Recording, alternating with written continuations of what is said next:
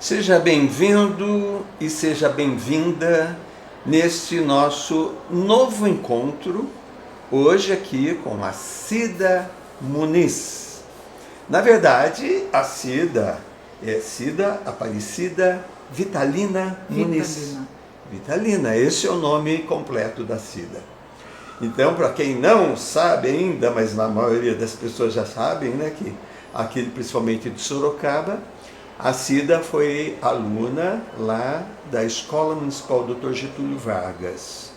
Em que ano, mais ou menos, Cida, você foi minha aluna lá? Olha, eu tô com 57. Eu tinha 15 anos, Roberto.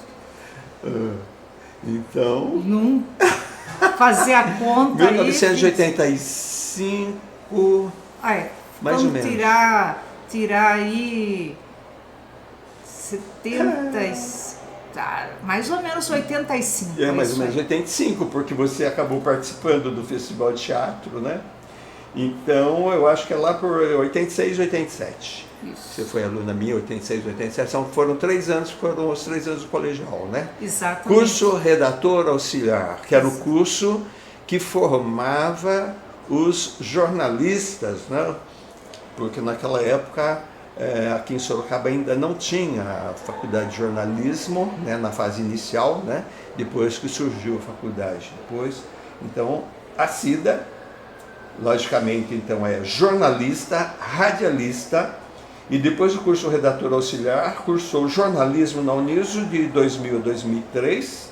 Depois ela fez pós-graduação MBA em Marketing pelo Senac de Sorocaba em 2014 e 15 e foi repórter política de comportamento e cidade e editora no Jornal Ipanema de 2001 a 2009, repórter de política, comportamento, polícia e cidade, editora na Jovem Pan Sorocaba de 2005 a 2009, secretária de comunicação na Câmara Municipal de Sorocaba de 2009 a 2012, assessora de comunicação do Renato Amari de 2011 a 2012, assessora de imprensa na Prefeitura Municipal de Sorocaba em 2020, jornalista na Rádio Jovem Pan Sorocaba 2021 a 2024, assessora de imprensa da Santa Casa de Misericórdia de 2023 e 2024.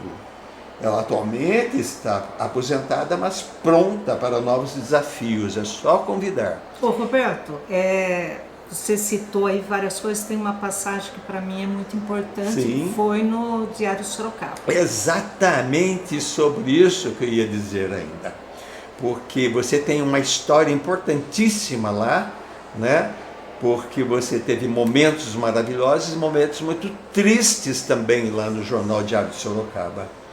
Então, nós vamos começar assim, vamos tentar fazer uma cronologia, ou você quer falar já do Diário de Sorocaba? Eu acho que vale a pena. Não, eu queria fazer uma cronologia, assim. Tá, então começa dizendo onde você nasceu, como foi a sua formação inicial. Eu nasci em Sorocaba, né? Nasci em casa, na Vila Cis. Estudei durante 8 anos na escola Francisco Eufrásio Monteiro, né? Ali na Barcelona. E prestei, que na época tinha, né, vestibulinho.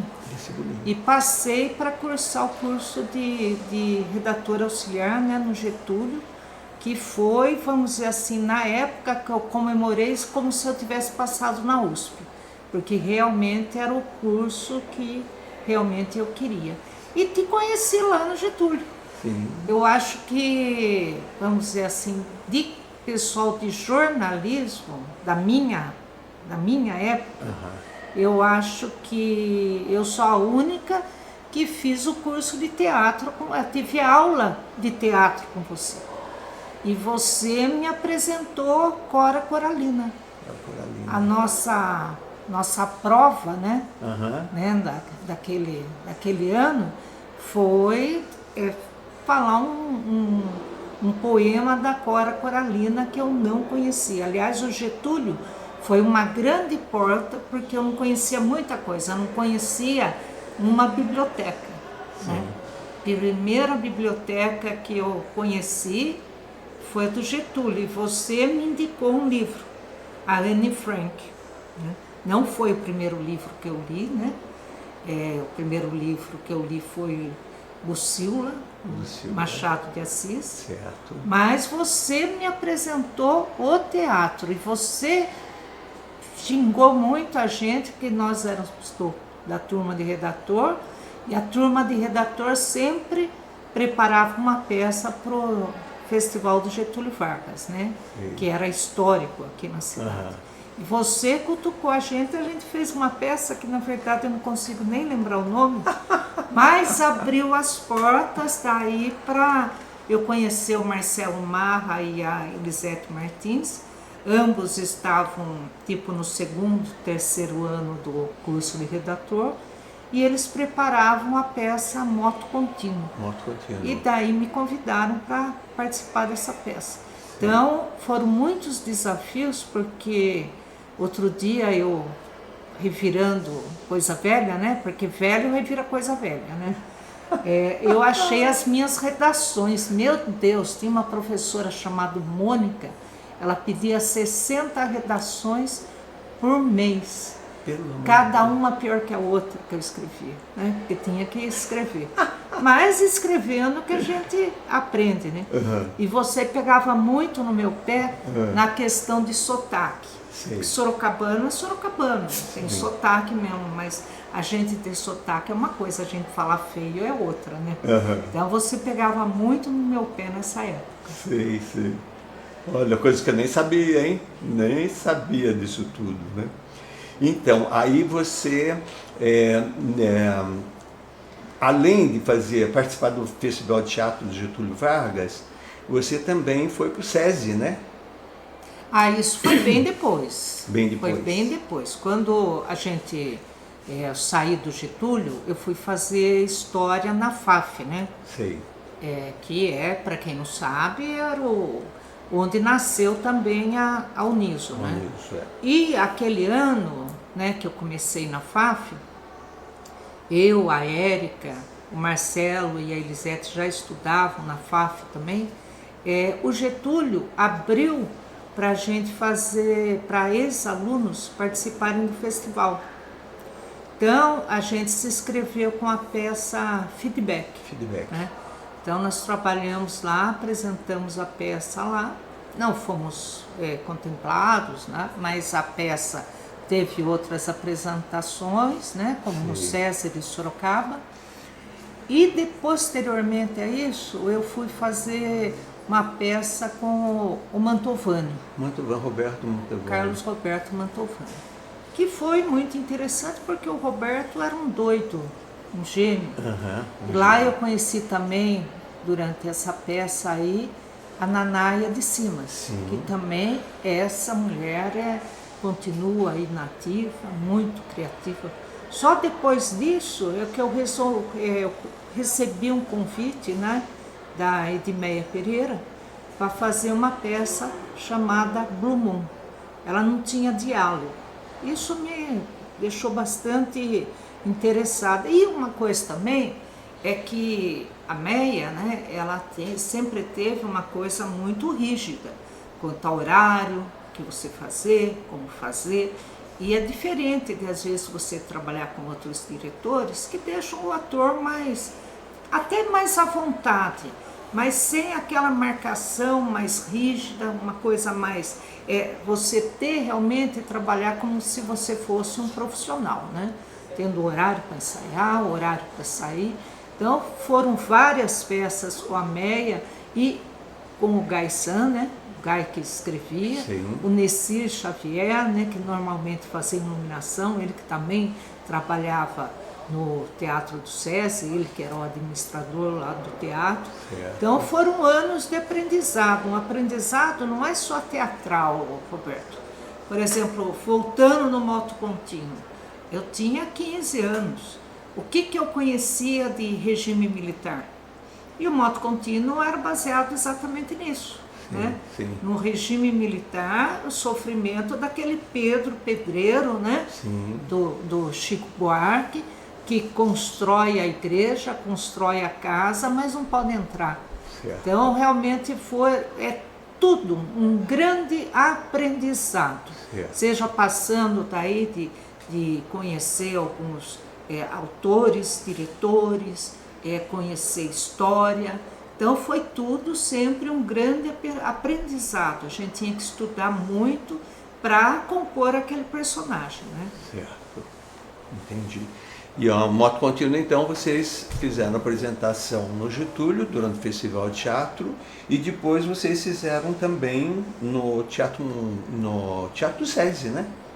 Eu acho que teve uma apresentação também, se não me falha a memória, no TMTV, dentro de um festival que acontecia, não parece, viu? Sim. Mas aconteciam festivais de música e de teatro em Sorocaba. Festival Tropeiro. Festival Tropeiro, exatamente.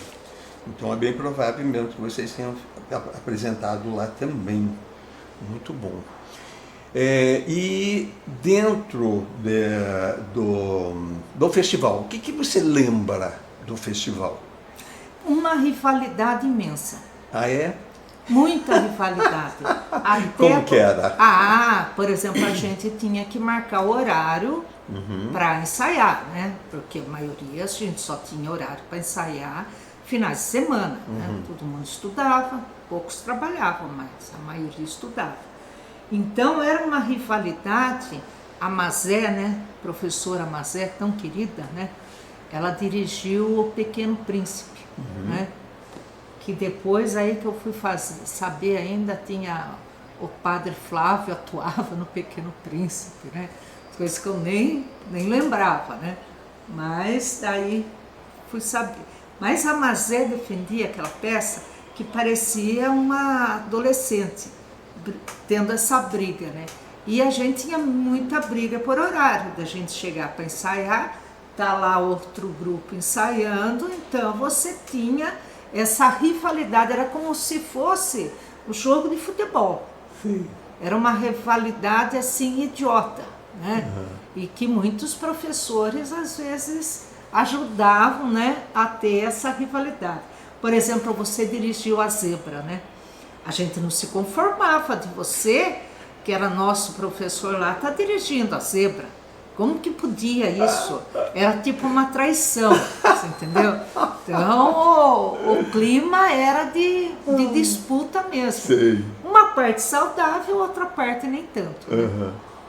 Então, por isso que o melhor seria dentro do teatro na escola ter mostra teatral em vez de festival. Porque o festival não sei. porque o festival ele acaba gerando muita competição. Ele já a mostra vocês vão mostrar as peças que vocês realizaram. Não tem classificação. Mas acontece que o estímulo seria outro. As pessoas não se dedicariam tanto. E até porque a mostra normalmente teria um professor responsável dentro daquela disciplina. Acontece. Ali não.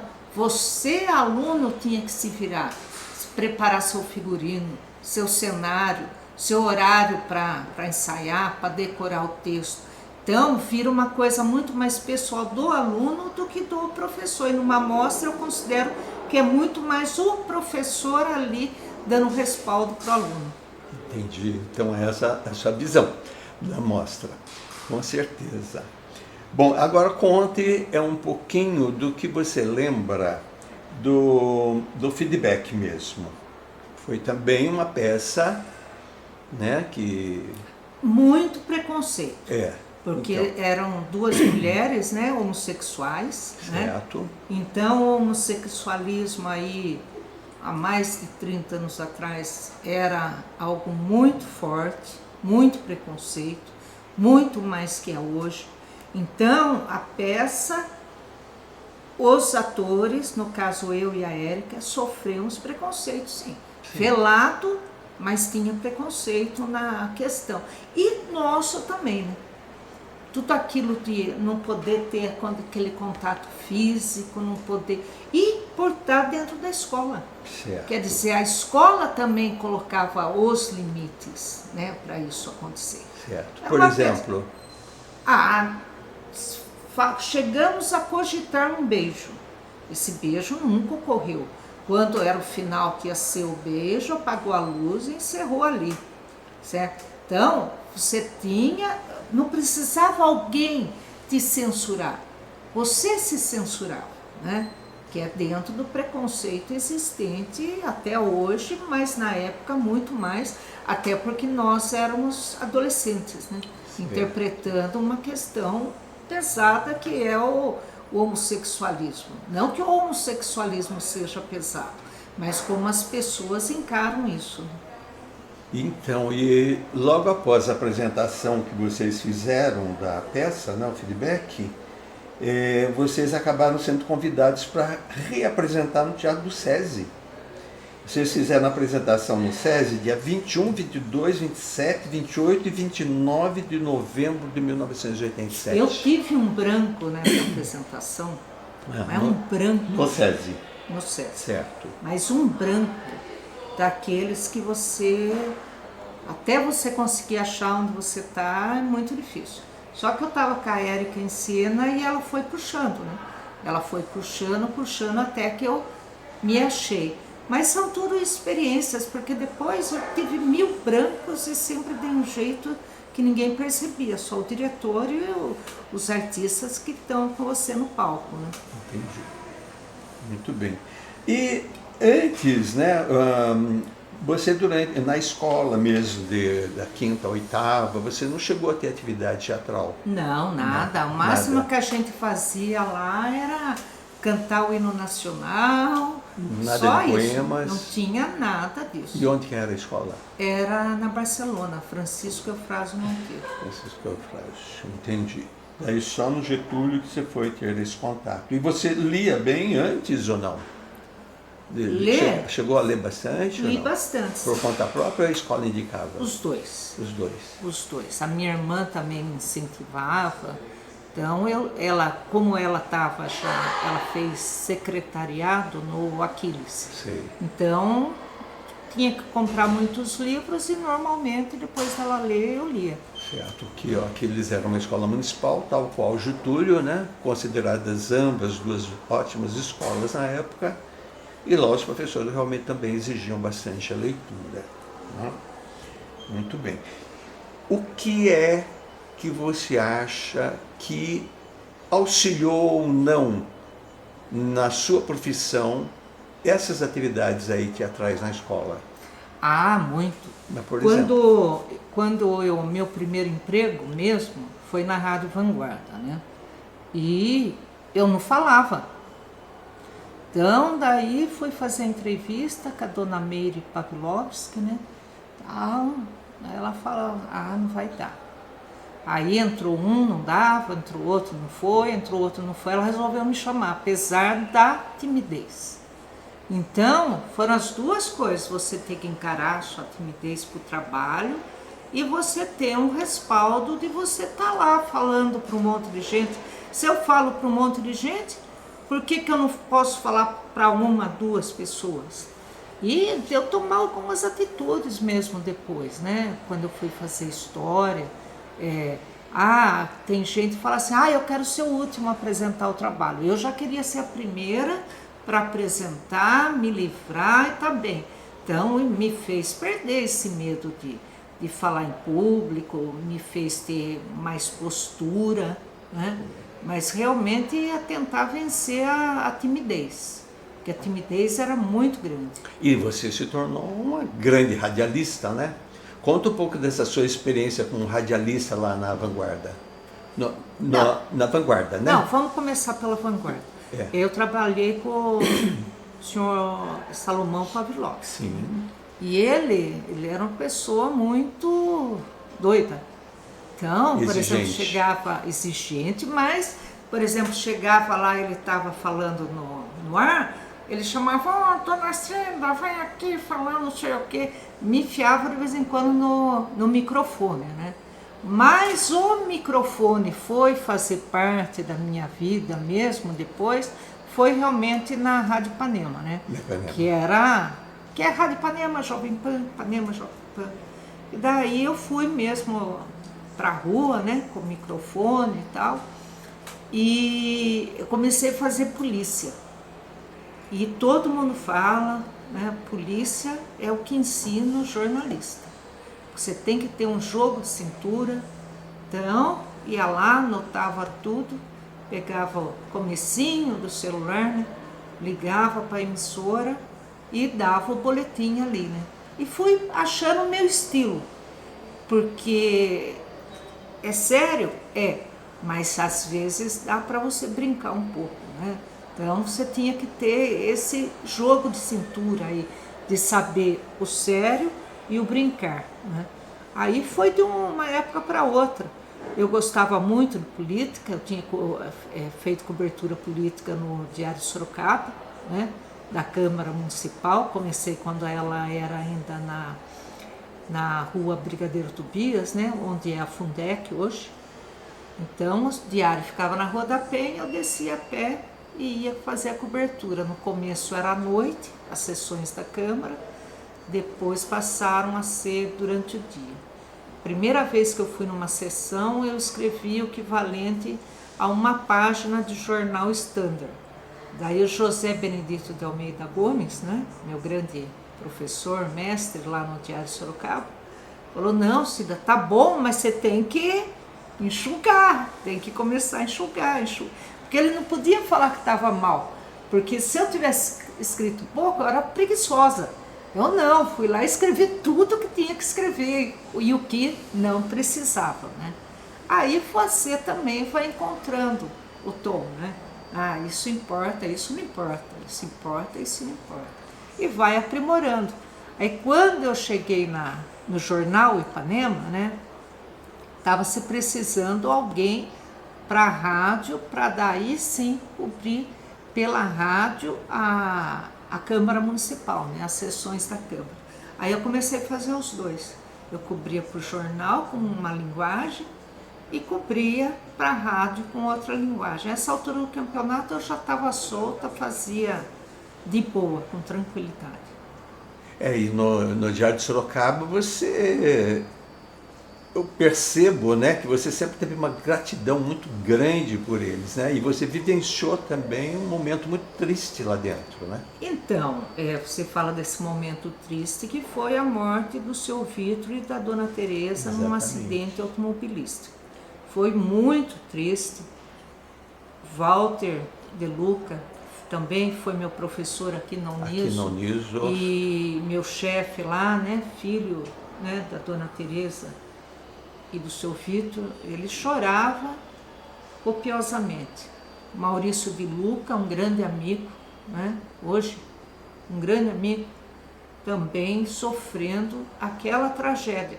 Mas, como dizem, né, não pode parar. Não. Então, aquele dia, o Julinho, o Júlio César Gonçalves, o João Negrão e o Fernando Negrão foram até a redação do diário e ficaram tomando conta da parte que seria da morte, né, do casal, né? A gente recebendo na época era fax, recebendo fax com condolências, todo mundo mandando condolências. Não, já tinha e-mail já, mas todo mundo mandando as condolências, tal. E eu fiquei com a parte do fechamento do jornal com as notícias. Então você pegava o jornal, a metade dele da primeira capa era a morte, embaixo eram notícias, vamos dizer, normais, né? Então foi um momento muito triste. E eu tenho realmente um grande carinho pelo Diário Sorocaba, que o meu TCC em jornalismo, feito junto com o Wellington Kermes, né, recortes de um diário, que na época retratou os 45 anos do jornal Diário Sorocaba.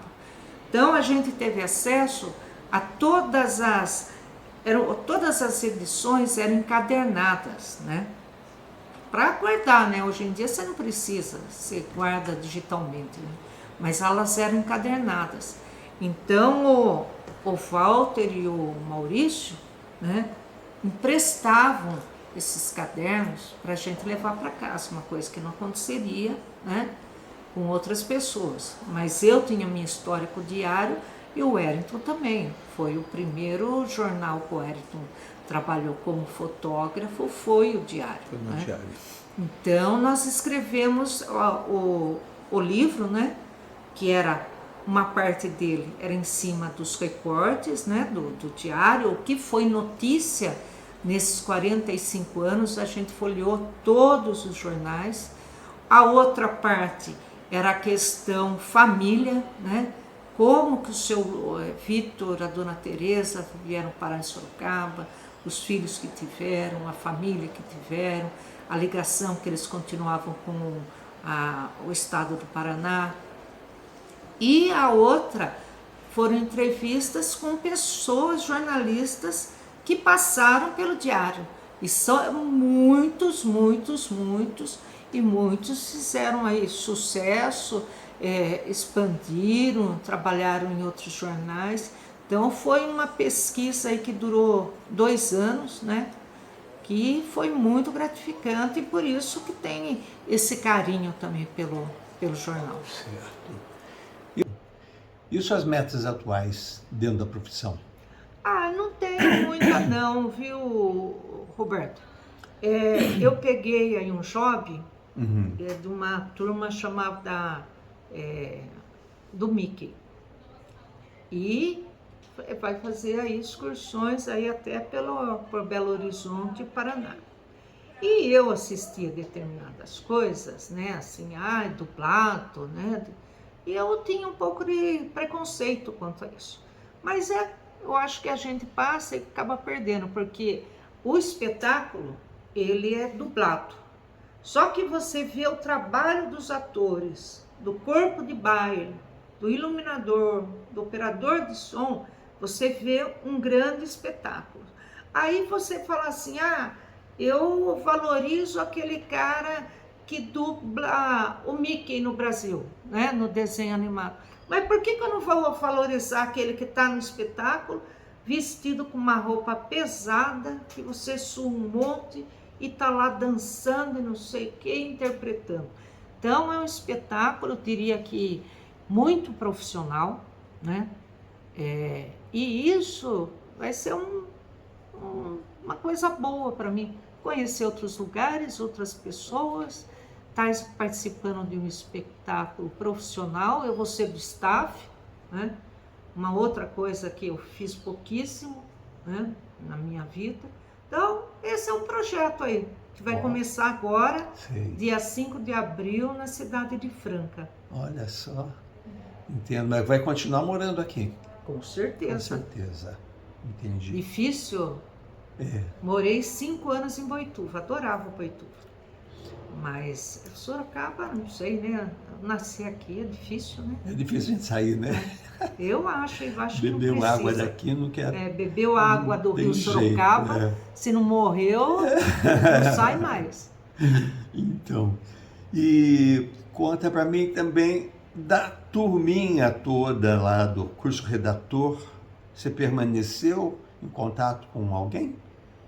Tem a Lúcia Bertone, que a gente se fala aí por rede social, Lúcia Bertone, né? Que filha do pai dela era o Bertone Júnior. Tem a Eliane Iga, que está morando na Alemanha. Tem o Marcos Catel, que a gente chamava de padre. Ele mora em Tatuí, mas se você entrar no Facebook dele, eu acho que ele já conheceu, junto com a esposa dele, o mundo inteiro. Ele corre muito. Teve uma vez aí, precisava trocar pneu de carro, ele tem empresa lá, fui para Tatuí lá, trocar com ele. Tem o Elias, o Miguel, que a gente se fala, se tem na rede social também, que eles tinham um jornal de condomínio, não sei se tem ainda, porque depois aí da Covid, né, ficou tudo um pouco mais difícil. Tem o Décio, que acho que o apelido dele é Décio Cabelo. Que ele que escreveu o Biriba Jornaleiro, não foi? Não é o Décio Alves Martins? Acho que é que isso. Participou do 4º Festival de Teatro com Biriba o Jornaleiro. Nossa, eu não lembrava desse, que era o William que fazia. Isso, exatamente. O Décio. Então. Tá vendo? Então, muito legal. Cida, pensa agora, alguma coisa que você não falou ainda nessa nossa bate-papo aqui e que você gostaria de falar? Olha, o teatro, é uma coisa muito boa, se ele te faz bem. Às vezes acontece algumas coisas, da gente ver algumas pessoas aí que vão fazer teatro e no fim elas se sentem meio frustradas, né? Porque as pessoas exigem uma interpretação, exigem uma atuação e nem sempre é aquilo que você pode dar, você dá o que você tem. Então, faça teatro, mas não se cobre. É igual, considero, jogar futebol, jogar vôlei, mesmo para pessoa profissional. Se ela não estiver se divertindo, é melhor parar. Ótimo, Cida. Então, muito obrigado, Cida, pela sua presença, tá? Uma gratidão enorme por tudo aquilo que você fez, né, dentro da imprensa sorocabana, né? A sua presença na rádio é inesquecível, tá? E em tudo, né, que você tem feito, você eu sempre quero falar se mais percebe uma com coisa. amor. Fale. Então, né, a gente tem um grupo de jornalistas aí no WhatsApp e outro dia a gente num bate-papo colocaram lá a sua entrevista com o Pedro Cobacier. Pedro, que é jornalista também, né? Fez químico, se não me engano, mas virou... É auxiliar do laboratório de análises químicas, não tinha muitas opções naquela época, né? Então, mas resolveu ser pobre e virar jornalista, né? Então, e eu entrevistei ele porque ele fez parte aí do grupo do Zezinho, do Esperando Godot. Isso. Né? E foi uma enxurrada de elogios pro professor Roberto Samuel. Porque quem é das turma antiga, né, fez redator, que é jornalista, fez redator, teve aula com o Roberto Samuel. Então você é um ícone aí para os jornalistas aí da agora velha guarda, né? Era uma delícia dar aula para vocês lá. E foi muito interessante porque naquela época, fazendo essas atividades dentro da escola, né? Um dia o doutor Pedroso chegou para mim e ele que propôs, ele chegou, falou para mim, escuta, você não quer colocar arte dramática dentro do currículo, ou não, dentro da matriz curricular do curso de redator auxiliar? Eu falei, o quê? Ele falou, é.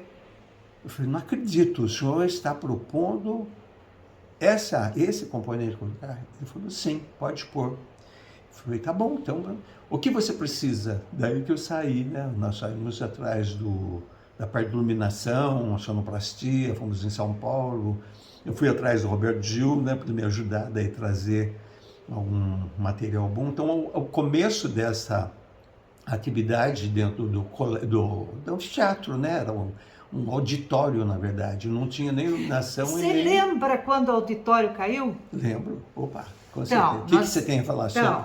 Eu estava a Érica, a gente estava ensaiando feedback. No pátio. Lá no auditório. Elisete, Marcelo. Aí a gente ouvia um estrondo vindo do fundo. Isso. E aquilo vinha, é muito estranho. Foi. Aí a Érica pulou do palco. E eu fiquei lá que nem tonta. A Érica, pula daí! Eu pulei, saí correndo e aquele negócio caiu tudo. Aí nós saímos, né? A Elisete ou o Marcelo tinha um orelhão na frente. Aí ligar para você que tinha caído o teatro. Sim. Aí vocês lá tudo preocupado com a gente e a gente estava no depois tomando uma cerveja. Resolveram facilmente a situação. Exatamente, da melhor maneira. E daí que o festival aconteceu lá no SESI, né? O Necir Xavier foi muito simpático, né? Ele sempre ajudava e vinha também no corpo de jurados. E ele cedeu o SESI naquela época para o festival acontecer lá. Porque o festival ia começar nos dias seguintes, né? E aí a coisa complicou, porque caiu o pátio inteiro. Graças a Deus que era um feriado, né? Um pouquinho antes vocês estavam sentados no pátio, todas as carteiras do salão estavam no pátio e vocês estavam ensaiando, na verdade, ali. E aí o Zezinho estava no palco, né, lá dentro do auditório, e daí avisou que eles estavam saindo, já era o momento de vocês entrarem. Aí foi logo que vocês entraram, caiu no pátio. Graças a Deus vocês tinham entrado no auditório. Vocês tinham saído do pátio, que o madeiramento estava todo envergado, né? Ele cedeu, que eram telhas pesadas, estava preparando uma chuva, né? E aí caiu tudo. E aí demoraram anos e anos para resolver aquilo de lá, né? Infelizmente, foi uma briga junto à prefeitura para poder resolver isso tudo. Mas, enfim, graças a Deus deu tudo certo, né? Amém. Cida, querida, muito obrigado. Eu viu? que agradeço. Obrigado. E a vocês que estão nos acompanhando, muito obrigado pela presença conosco e estejam presentes nos nossos próximos encontros, sempre ouvindo essas histórias muito significativas. Muito obrigado. Cida, obrigado. Amém.